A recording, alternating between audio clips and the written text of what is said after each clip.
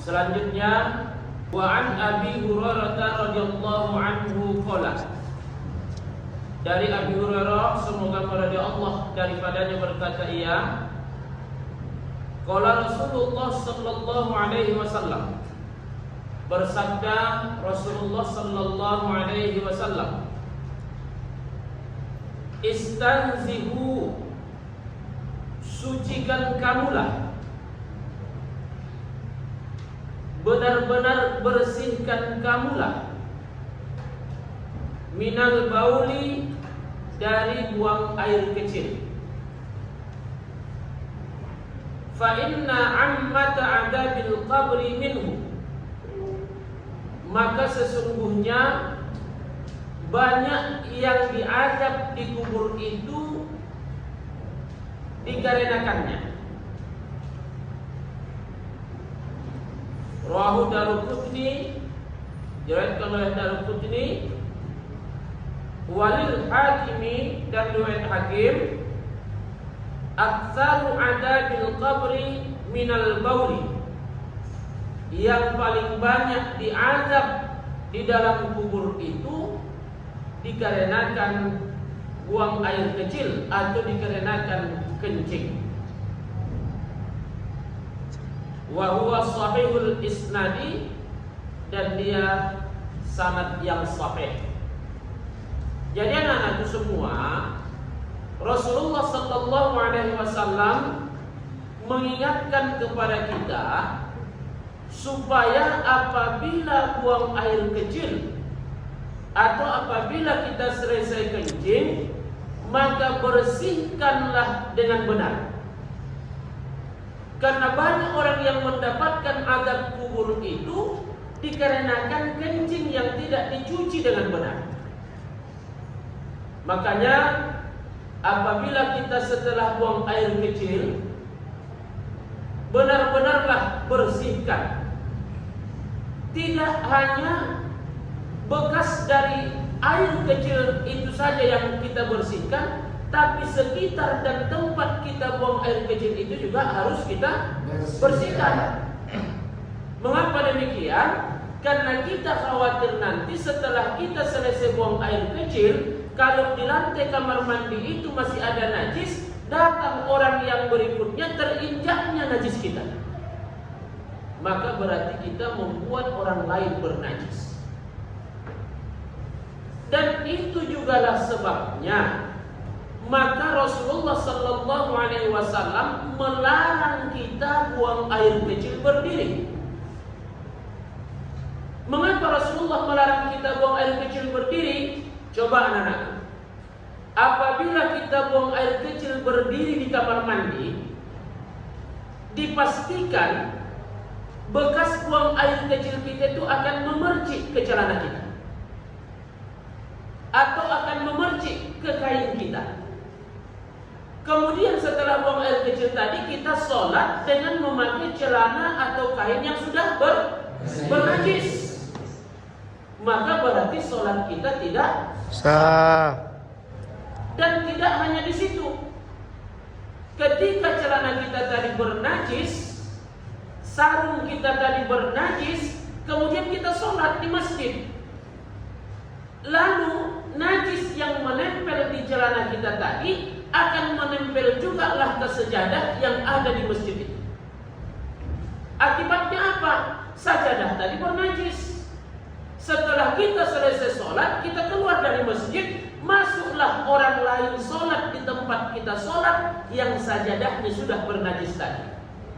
Maka akibatnya mereka yang sholat itu juga tidak sah sholatnya, karena mereka duduk di atas sajadah yang bernajis. Bayangkan berapa tahun sajadah itu baru dicuci, selama itulah sajadah tadi bernajis, selama itulah sholat mereka tidak sah, dan selama itulah kita yang menanggung dosanya. Mengapa kita yang menanggung dosanya? Karena mereka tidak tahu bahwa sajadah itu sudah bernajis. Maka kita yang penyebab sajadah bernajis tadilah yang menanggung dosanya. Biasanya kebanyakan paling cepat setahun sekali sajadah dicuci, ya kan? Pas mau hari raya saja. Itu pun banyak lagi masjid 2-3 tahun tak mencuci-cuci sajadah, sehingga kadang pas sholat kita bau tengik sajadah. Ini. Jadi makanya hati-hati. Yang kedua, apabila kita tadi buang air kecil berdiri di dalam kamar mandi masjid, maka kencing kita itu akan memercik ke dinding kamar mandi tadi. Dinding kamar mandi sekarang kan banyak keramik. Kalau memercik kencing kita ke keramik itu kan tidak langsung kering dia, masih tetap basah di keramik itu. Setelah kita keluar, masuklah orang ke dalam WC itu. Ternyata yang masuk itu imam sholat Jumat. Yang masuk itu imam sholat Jumat. Lalu dia buang air kecilnya, duduk dia dalam WC itu. Tapi bajunya yang di belakang menempel ke kamar mandi, ke dinding kamar mandi yang tadinya sudah kena percikan kencing kita. Maka berarti bajunya najis. Lalu setelah dia buang air kecil, dia berwudu, dia masuk ke masjid untuk sholat Jumat, dan dia imam pada hari itu. Akibatnya apa? Bajunya sudah bernajis. Dan jamaah sholat Jumat itu ada 500 orang umpama. Maka karena baju imam tadi bernajis, sholatnya tidak sah sholat Jumat hari itu. Dan seberapa banyak makmum yang ikut sholat Jumat, sebanyak itulah dosanya yang ditanggung orang yang kencing berdiri tadi. Na'udzubillah. Sudah sajadah masjid bertahun-tahun bernajis, orang sholat Jumat juga tidak sah sholatnya karena imamnya tadi bajunya bernajis. Sebanyak itulah dosa yang akan dipertanggungjawabkan nanti di hari kiamat. Makanya kata Rasulullah, bersihkan kamulah dengan benar, sucikan kamulah betul-betul setelah buang air kecil. Tidak hanya istinjanya saja, tapi tempat kita buang air kecil itu juga harus kita siram. Makanya kan banyak itu di masjid itu, di kamar mandi itu, mohon disiram setelah buang air kecil atau buang air besar. Kenapa BKM masjid mengingatkan itu? Untuk menjaga kesucian dan kebersihan. Jadi inilah makanya kita harus benar-benar memperhatikannya.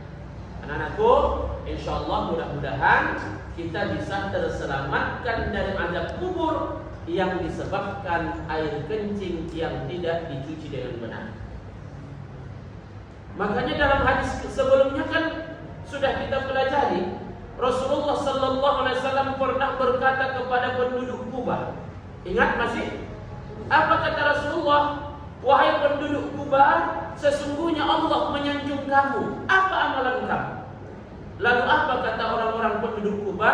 Ya Rasulullah, kebiasaan kami di Kuba ini, setiap selesai buang hajat, setiap selesai buang air kecil, kami istinja dengan batu, kemudian kami iringi dengan air. Setelah istinja dengan batu 3 butir diiringi dengan air. Maksudnya apa? Mereka benar-benar menjaga kebersihan mereka, sehingga Allah menyanjung penduduk Kuba. Inilah pelajaran kita hari ini. Sudah bunyi bel. InsyaAllah kita bertemu minggu akan datang. Wallahu muwaffiq ila aqwamit thoriq. Assalamualaikum warahmatullahi wabarakatuh.